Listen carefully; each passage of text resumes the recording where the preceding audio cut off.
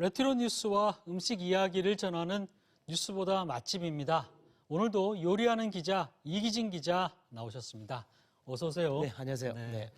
올 한 해도 이제 얼마 남지 않았는데요. 정말 바쁘게 달려온 걸음을 잠시 멈추고 오늘은 어디로 떠나볼까요? 네, 이제 인천, 목포, 예. 군산, 또 우리 고장인 강경까지 예. 이 네 개 도시의 공통점이 무엇인가요?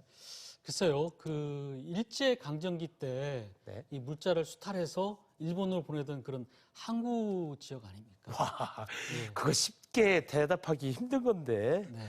그 네 개 도시 모두 그 아픔의 역사를 간직한 곳이죠. 예. 그 오늘 뉴스 맛집에서는 이제 군산 이야기를 할까 합니다. 그 당시 일제는 이 김제평야에서 생산된 쌀을 예. 수탈해 가기 위해서 군산항을 거점 항구로 삼았어요. 예, 그리고 당시 사진을 보면 지금 예. 사진이 나오죠. 그 군산항 축조를 기념해서 수탈한 그 쌀 가마를 저렇게 거대한 탑으로 싸서 과시도 했고요. 그리고 그 수탈한 쌀이나 물자를 빠르게 네. 일본으로 가지고 가기 위해서 부장교, 그러니까 저것이 이제 움직이는 부두예요. 저런 걸 설치했는데 지금도 저게 남아있죠. 네. 어떻게 보면 일제가 남긴 아픔의 그 흔적들이죠. 유적들이 곳곳에서 이렇게 남아있네요. 네, 그렇습니다.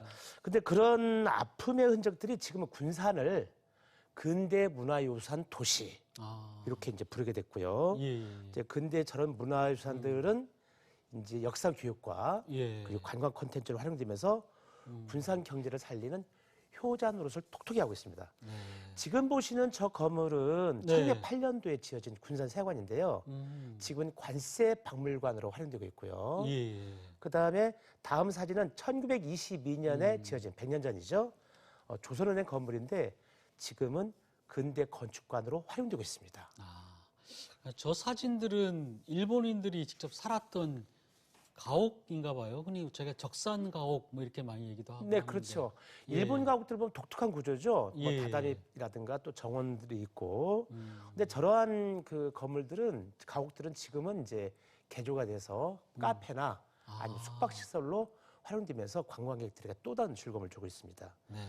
그런데 이제 군산하면 또 한 가지 빼놓을 수 없는 것이 네. 바로 영화. 그거 묻고 따블러가 하여튼 타짜. 타짜. 예. 예. 그것도 있고요. 또 온 국민의 그 심금을 울렸던 러브스토리. 예. 그것도 바로 이제 군산에서 탄생했습니다. 자, 저와 함께 군산으로 가보시죠.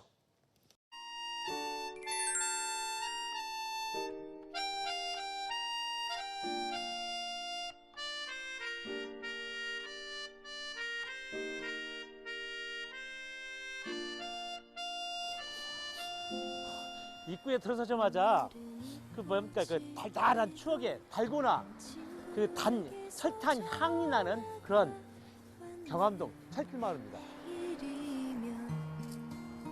멀리 떠나간다고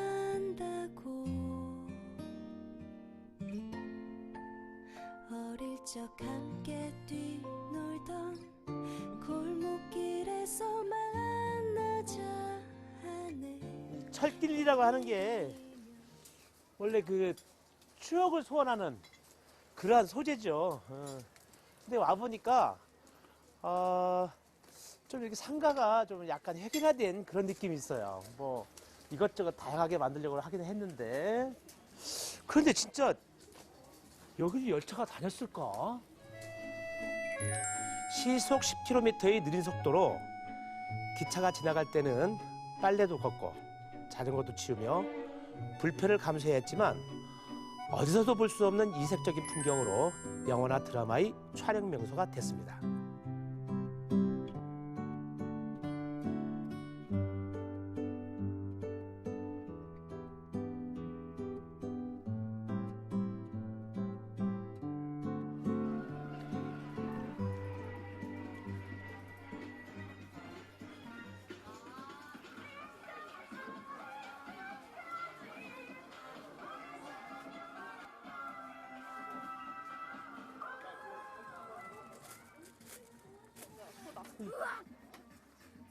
달라붙을 것 같은데. 안 달라붙네. 아이고 이거 벌써 뚝 떨어져. 떨어졌어.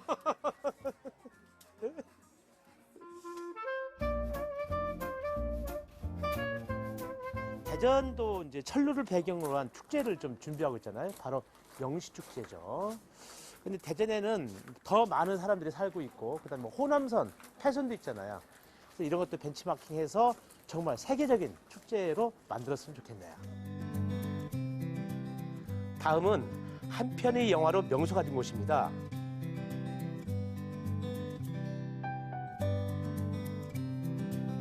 내 기억 속의 무수한 사진들처럼 사랑도 언젠가 추억으로 그친다는 것을 난 알고 있었습니다. 하지만 당신만은 추억이 되질 않았습니다. 사랑을 간직한 채 떠날 수 있게 해준 당신께 고맙단 말을 남깁니다.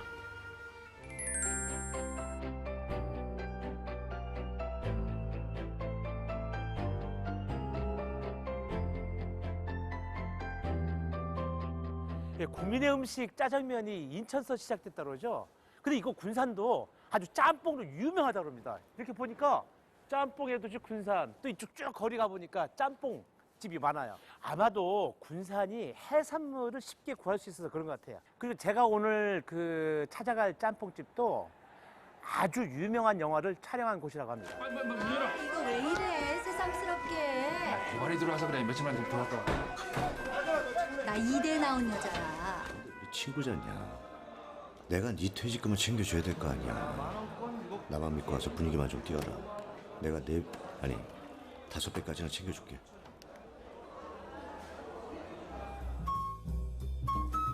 영화에 나온 이곳은 70년 된 중국집입니다.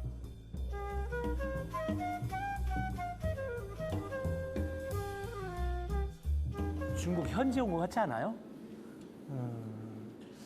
영화 진짜 많이 촬영할 수 있겠네. 보니까 분위기가. 보니까 곳곳에 문구, 중국의 왜 전통적으로 뭐 길상, 좋은 조짐이 보인다. 좋은 일만 있을 것 같다. 뭐 이런 글도 있고 또 수국, 좀 더 중국 진짜 중국 사람들이 좋아하는 꽃이죠. 야, 자 기다려지는데 언제 나오려나?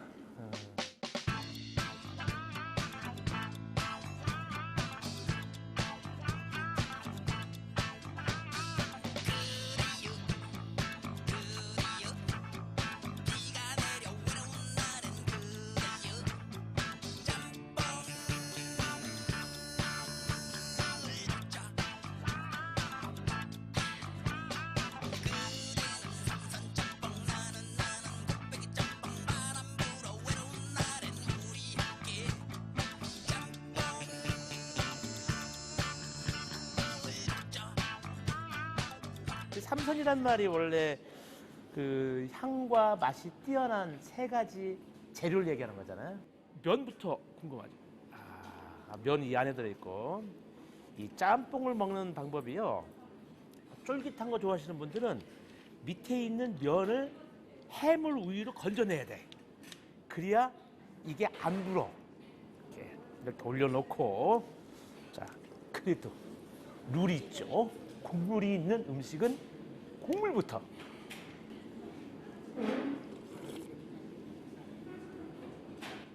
바다가 내 입안에 들어왔습니다. 자극적으로 막 맵지도 않고, 그리고 부드러운 해산물, 또 향기로운 해산물, 신선한 해산물 맛을 살리기 위해서 이 국물을 되게 자극적으로 만들지 않았네요. 자, 일단 면부터 한번.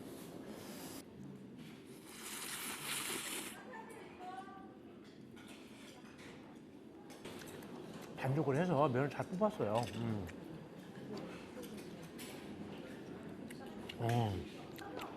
해물 맛 그대로 담겨있네. 날씨도 추운데 몸을 녹이긴 딱 좋은 맛이네. 응?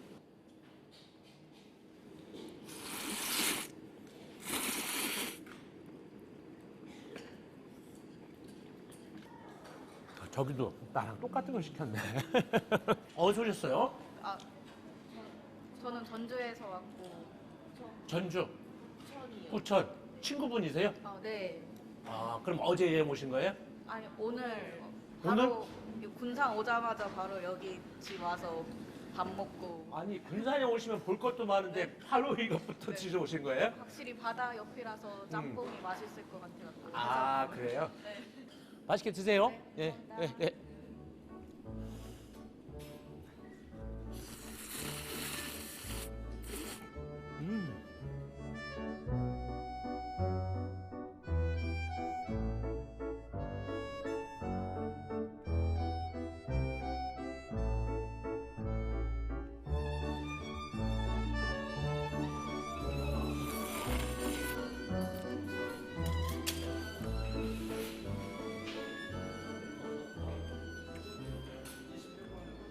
아니에요.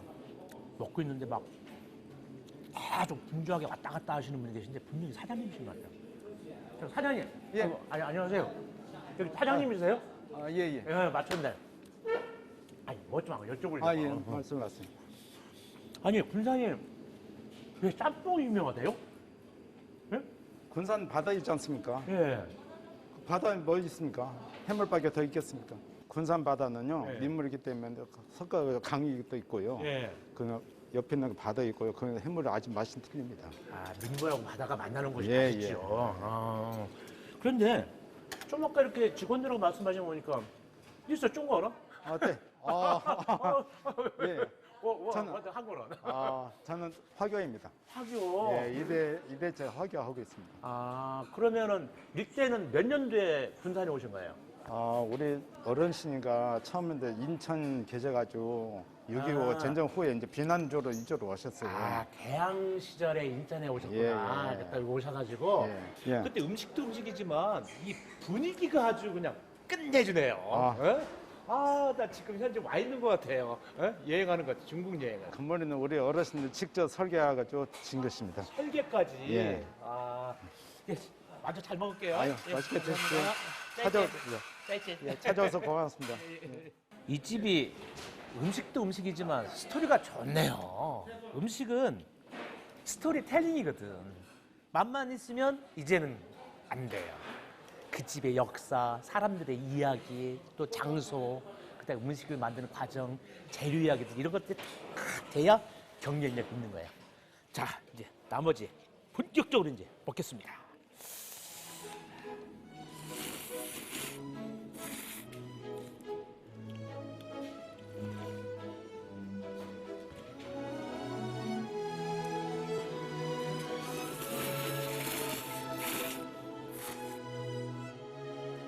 한국 근대사의 아픔이 골목마다 배어 있지만 겸허한 마음으로 가진 것을 잘 지켜내 영화로운 시절을 보내는 그곳은 군산입니다.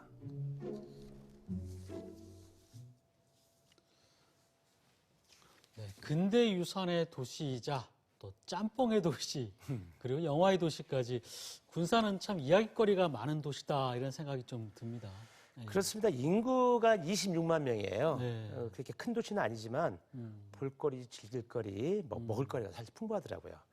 그리고 뿐만 아니라 이제 서해 바다에 싱싱한 예. 수산물 것도 있고 또 김제평화 이쪽에 풍부한 농산물, 그 인심도 넉넉하고 네, 군산의 맛까지 군산을 찾아가게 하는 그런 요인이 되더라고요. 올겨울에도 한번 군산에 가셔서 역사 공부도 하시고 또 따뜻한 짬뽕으로 추위를 이겨내시길 바랍니다. 네.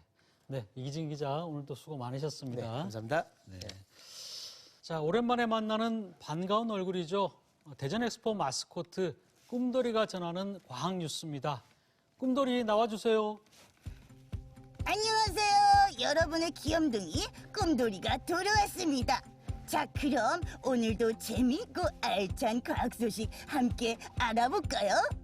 첫 번째 소식 바로 소개해드립니다. 여러분, 보통 반도체 하면 딱딱한 부품이란 이미지가 있잖아요. 근데 이 반도체가 구부러졌다 펴졌다 고무줄처럼 늘어났다 줄어들었다 할 수 있는 기술이 개발되었습니다. 바로 한국전자통신연구원 연구팀이 개발한 신축성 있는 반도체 소자를 활용한 건데요. 쉽게 설명하자면 반도체를 잡아당겼을 때 반도체의 배선이 용수철처럼 쭉쭉 늘어날 수 있게 만든 겁니다. 이걸 스마트폰에 적용하면 전화를 받을 땐 전화기 사이즈로 작게, 영상을 볼 땐 태블릿 사이즈처럼 크게 보는 것도 가능하다고 합니다. 와우, 대단한데요? 그럼 이건 비밀인데 사실 꿈돌이 전화 받을 때 전화 사이즈가 콩알만 해서 정말 힘들었거든요. 꿈돌이 사이즈 스마트폰 기대하겠습니다. 자, 이어서 두 번째 소식 볼까요? 여러분, 영화 아바타에 나오는 것처럼 근육을 가진 복합 생명체나 로봇을 머지않아 실제로 볼 수 있을 것 같습니다. 카이스트와 부산대 연구팀이 개발한 사람의 근육보다 17배나 강한 인공근육 덕분인데요. 꿈의 신소재 그래핀을 활용해 만든 이 인공근육은요, 열이나 빛을 가하면 실제 근육처럼 줄어들다 펴졌다 하고요. 근육 섬유들을 펼치면 더 무거운 물건들을 들 수 있다네요. 이 인공근육은요, 나중에 생체 로봇이나 인공장기를 만드는 데도 활용할 수 있다고 하는데요.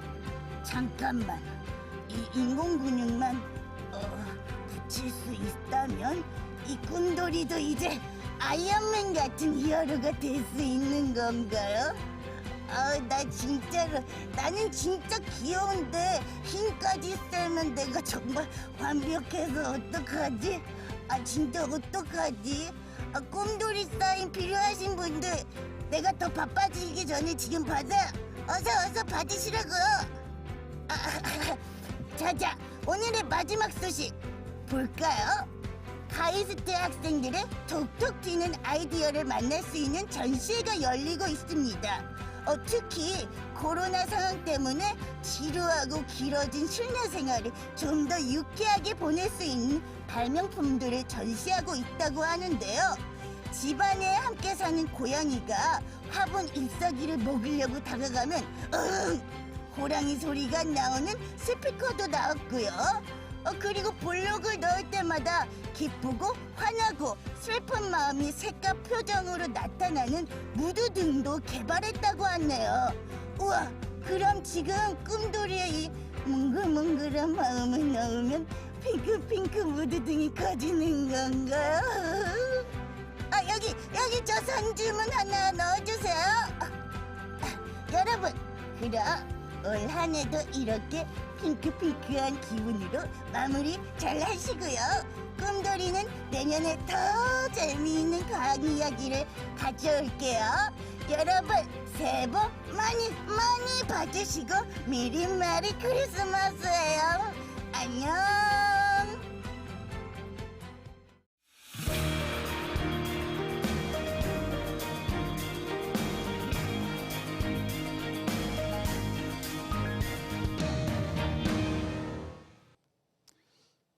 이제 2022년도 보름이 채 남지 않았습니다.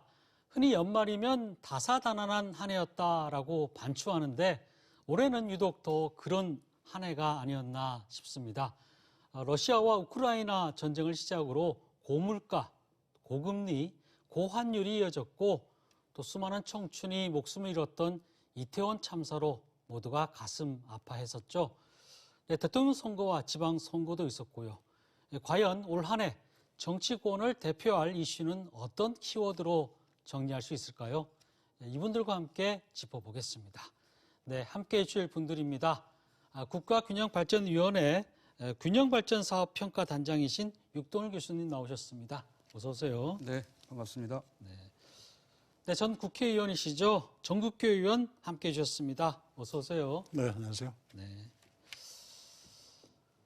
네, 지난 11일 전국 교수들이 뽑은 올해의 사자성어가 발표됐습니다.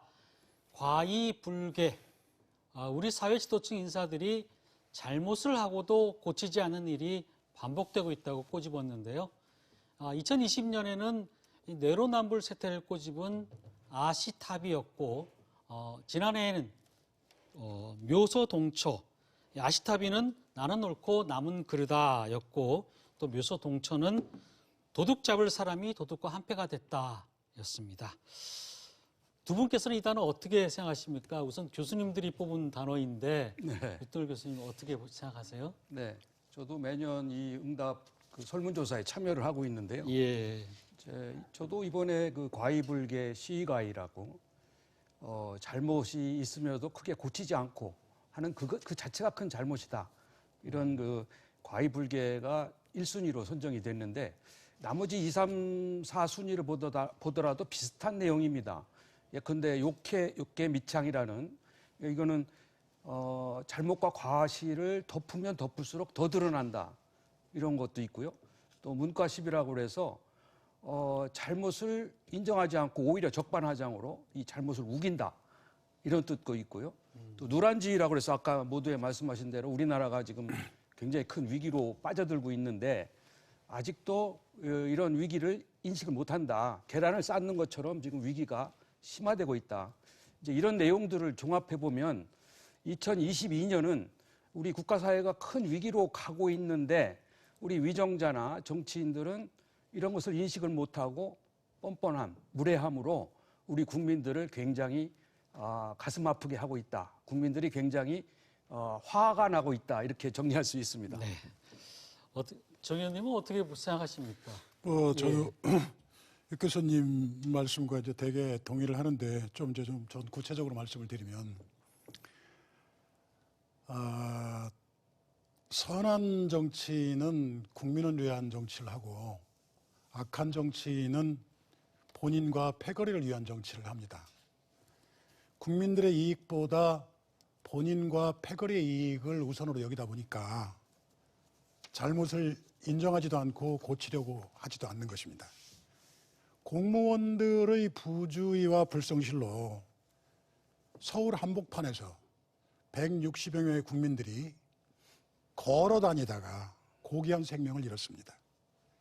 경찰과 소방, 공무원들을 지휘 감독하는 행안부 장관은 사법 책임과 별도로 당연히 도의적인 책임을 지고 자진 사퇴하거나 지휘 책임을 물어 해임을 하여야 마땅할 것입니다.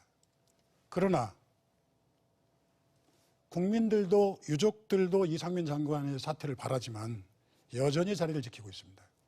민주당 이재명 대표 또한 측근들이 구속되었으면 일단은 사과나 유감 표시를 하는 것이 마땅할 것입니다. 허위 사실로 한동훈 장관을 공격해서 망신을 당한 민주당 의원들도 이태원 참사의 막말을 쏟아낸 국민의힘 의원들도 사과하지 않습니다. 그래서 교수님들이 뽑은 과이불개가 정치권 이 단어로 정치권이 부끄러움을 느끼고 자성하는 계기가 되기를 바랍니다. 네. 네, 특히 올해는 끝없는 의혹과 변명이 지속됐던 한 해가 아니었나 생각이 드는데요. 윤핵관 또 이재명의 민주당 이런 말들이 1년 내내 들을 수 있었습니다. 다 같은 맥락이 아닌가 싶은데 어떻게 보시는지요, 교수님?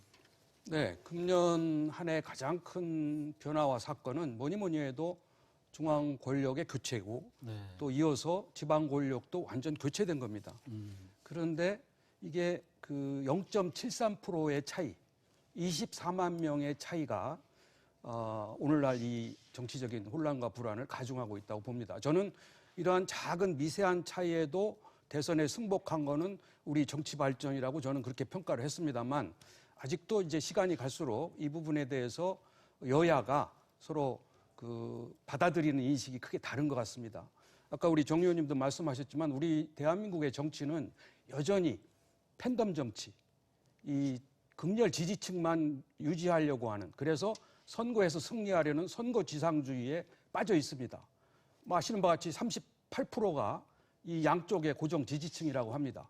이 고정 지지층만을 대상으로 정치를 하는 팬덤 정치가 여전히 우리 정치의 주류를 이루고 있고 또 한편으로는 캠프 정치입니다. 각 여야가 대선을 끝낸 시점에도 캠프 출신이 각 정당의 주요 요직을 장악하는 이러한 캠프 정치야말로 헌법에 보장된 정당의 활동과 정당에 참여하는 구성인들의 왜곡을 가져오는 문제가 있고요. 마지막으로 룸펜 정치라고 합니다.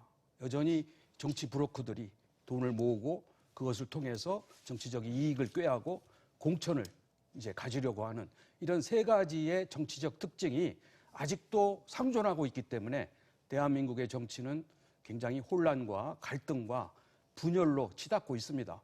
그래서 이 여당은 독주를 하려고 하고 야당은 입법 독주를 하려고 그러고 또 여당은 이 타협과 양보를 외면하고 이제 밀어붙이려고 하는 이러한 극단적인 정치가 우리 한국의 정치를 여전히 후진적으로 내몰고 있다 이렇게 저는 평가합니다. 네. 다음 키워드를 좀 보겠습니다. 올 한 해 정치 경제에서 가장 큰 변화는 정권 교체입니다. 대통령 선거와 지방 선거를 거치면서 정권이 바뀌었고 또 지방 정부도 바뀌었습니다. 하지만 그 후에도 사사건건 부딪히는 여야의 대립 참 심각한 상황인데요. 서로 인정을 못하는 건지 궁금합니다. 정 의원님 어떻게 보세요? 서로 아예 인정을 안 하는 걸까요? 이제 지난번에 여의도에서 한번 얘기를 들었는데 예.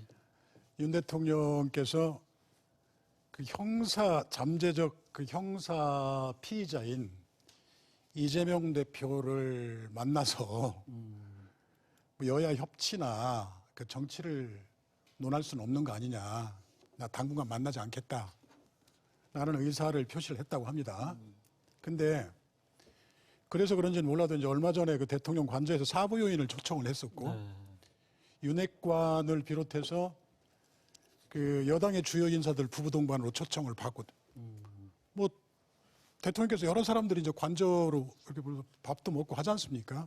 근데 이재명 대표는 물론 그 야당 인사들을 접견도 초청도 하시질 않고 있어요. 근데 지금 방금 그 육 교수님 지적하신 대로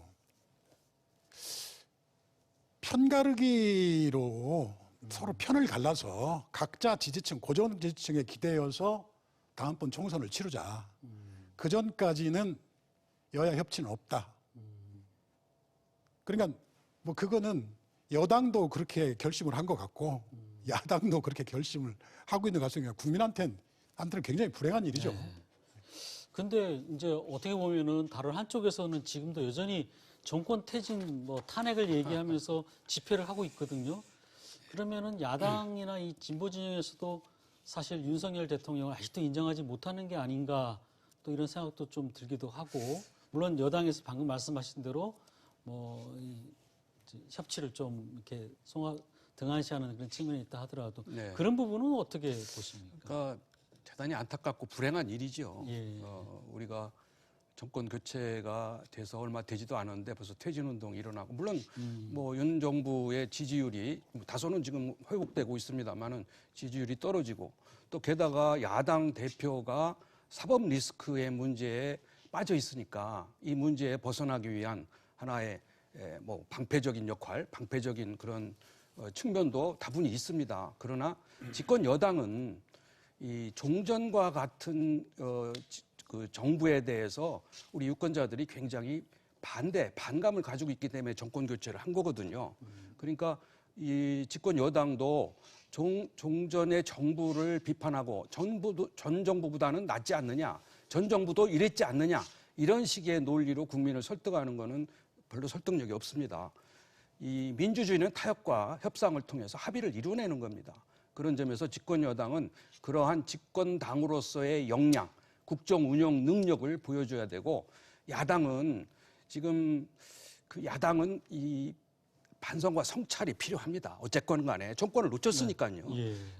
반성과 성찰을 통해서 보다 더 나은 정치, 선진 정치를 내놓고, 또 우리나라의 국가 비전과 발전 전략과 방식을 내놓고 국민들로부터 지지와 이 공감대를 회복하는 숙제를 안고 있는데, 지금 여야가 역할 분담이 완전히 데칼코마니 같이 되어 있습니다.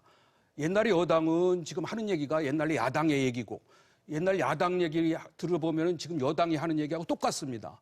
이렇게 해가지고 우리 대한민국의 정치 발전은 물론이고 국가가 미래를 향해서 나갈 수 있겠습니까? 정신 차려서 우리가 여야 할 거 없이 본래 본 궤도로 돌아와서 정상적인 정치로 복원하기를 간절히 촉구합니다. 네. 그 노동 현장에서도 이제 많은 변화가 있었는데요. 특히 이제 화물연대가 파업을 했고 또 민주노총이 총파업을 단행했었는데 현 정부가 민주노총을 대하는 자세와 또 전 정부하고는 상당히 많이 달랐던 것 같아요. 두 분께서 어떻게 정부의 대응 어떻게 보셨는지 좀 궁금하네요. 제가 김부겸 전 총리가 이제 총리 재임 시절에 예. 그 건설노조의 불법과 폭력 행위가 심각한 지경에 이르렀으니 좀 이거 강력 단속을 해야 되겠다라고 했더니 그렇게 해보자 해서 총리실에서 이제 경찰들한테 특별 단속반을 만들어 가지고 한번 단속을 해보라고 했더니 아유 뭐 불가항력이더라고요. 근데 노동조합이 근로조건 개선을 위한 정당한 쟁의에게는 존중되어야 합니다. 다만 사측의 부당 노동 행위를 엄단하듯이 노조의 불법적이고 폭력적인 행위는 엄단하여야 됩니다. 화물연대의 부분은 화물연대는 엄밀히 말하면 노조가 아닙니다. 개인이 각각 화물차를 소유한 개인 사업자입니다. 그러면 민주주의 시장 경제에서 수요와 공급이 일치하는 점에서 가격이 결정이 되는 거거든요. 화물 운송료는 마찬가지입니다. 화물차 기사한테, 차주한테 너 이 가격에 해라. 나는 그 가격에 낮아도 못 맞겠다. 화주는 차가 물량은 많은데 차가 부족하면 돈을 더 내야 됩니다.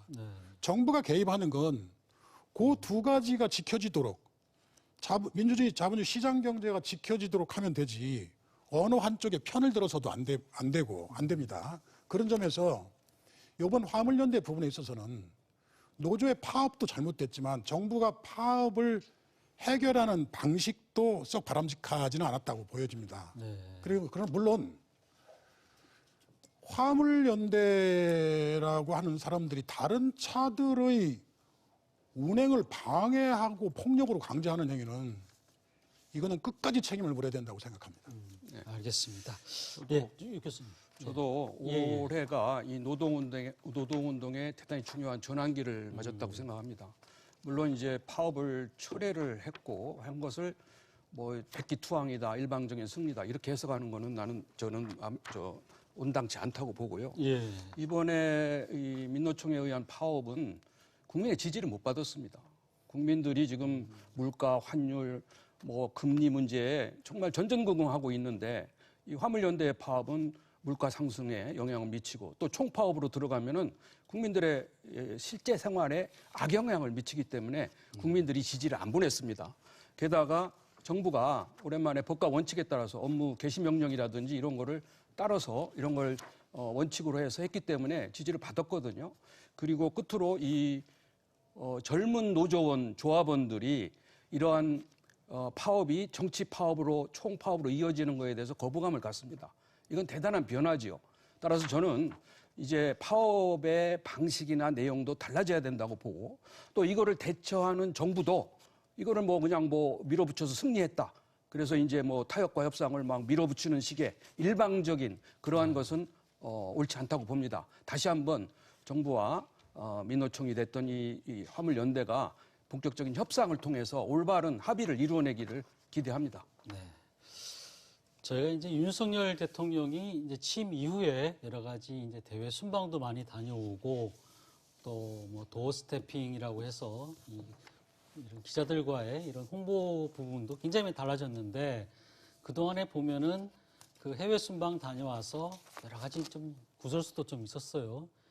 그런 뭐라고 그럴까 욕설 파문에 또 빈곤 포르노 논쟁까지 부르기도 했고 또 그 와중에 또 MBC와의 이런 악의적인 표현이다 해가지고 그 MBC 기자가 또 대통령 뒤통수에 한번 외치기도 했고 그 과정에서 이제 여러 가지 논란이 일어나면서 도어 스태핑이 중단되기도 했는데 어떻게 보세요? 종합적으로 봤을 때 이 대통령과 이 언론과의 문제라든지 이런 부분들 한 말씀 좀 듣고 싶습니다. 며칠 전에 바이든 대통령이 가까운 지인한테 그 영문으로 표현하면 you think, I don't know how, old I am. 한국말로 이렇게 표현하면 XX, 이거 윤석열 대통령께서 지난번에 하셨던 XX하고 똑같은 겁니다. XX, 내가 몇 살인지도 모를 것 같아? 라고 욕설을 써서 한마디 했는데 개인하고 한 얘기예요. 네. 자기 지인하고. 그 미국 언론이 보도했습니다. 그러니까 미국 대통령도 욕합니다. 그리고 미국 언론도 보도해요. 그러면 대통령께서 뭐 뉴욕 한복판에서 뭐 XX 할 수 있다고 봅니다. 그리고 MBC는 보도하는 것이 당연하다고 봅니다. 그러면 에이 미안하게 됐다. 사과 한마디 하면 이게 끝날 일이었는데 대통령실하고 그래서 이 부분을 대응을 좀 과도한 변명과 뭐 좀 이상하게 일을 만들어가면서 오히려 더 확대 재생산 돼버렸죠. 근데 이제 그러다 보니까 그거를 또 대통령 욕설을 보도한 거를 국익을 해쳤다. 라고 해서 MBC 기자를 비행기 안 태워주고.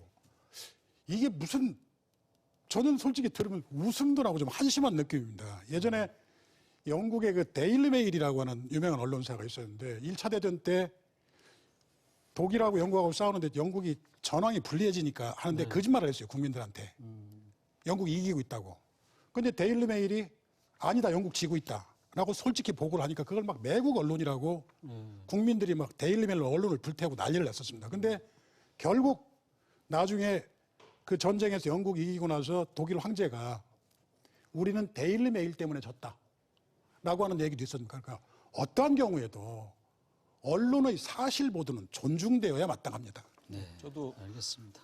예, 강조하고 싶은 게 있는데 간단히. 예. 이 언론과 권력의 관계는 언론은 권력을 감시하고 비판하는 게 본분이기 때문에 양자의 관계는 늘 긴장 관계입니다. 근데 이번 정부는 출범 때부터 언론과의 허니문 기간 없이 이런 뭐 언론의 여러 가지 뭐 과잉 보도라든지 또는 뭐 무례한 태도라든지 이런 것에 굉장히 분노하고 또 일부 언론을 뭐 제외하고 이렇게 조치를 취했습니다. 근데 저는 이러한 부분은 오히려 정부가 굉장히 옹졸하다는 비판을 받는가 하면은 오히려 2류, 3류의 언론기관을 민주투사로 만들어주는 그런 역효과도 있습니다.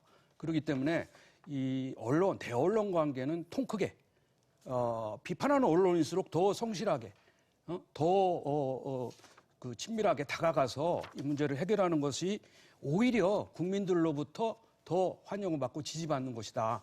그래서 이 현 정부의 대언론 관계는 대폭적인 수정이 필요하다. 저는 그렇게 생각합니다. 네, 알겠습니다. 네, 육동일 교수님, 정규표 의원님, 네, 두 분 말씀 여기까지 듣도록 하겠습니다. 뉴스크레딧 시선 오늘 순서는 여기까지입니다. 오늘이 벌써 올해의 마지막 방송입니다. 저희 뉴스 크리에이터 시선은 새해에도 더 깊이 있고 따뜻한 소식 전해드릴 수 있도록 더욱 노력하겠습니다. 네, 시청자 여러분 새해 복 많이 받으시기 바랍니다. 네, 함께해 주신 여러분 고맙습니다.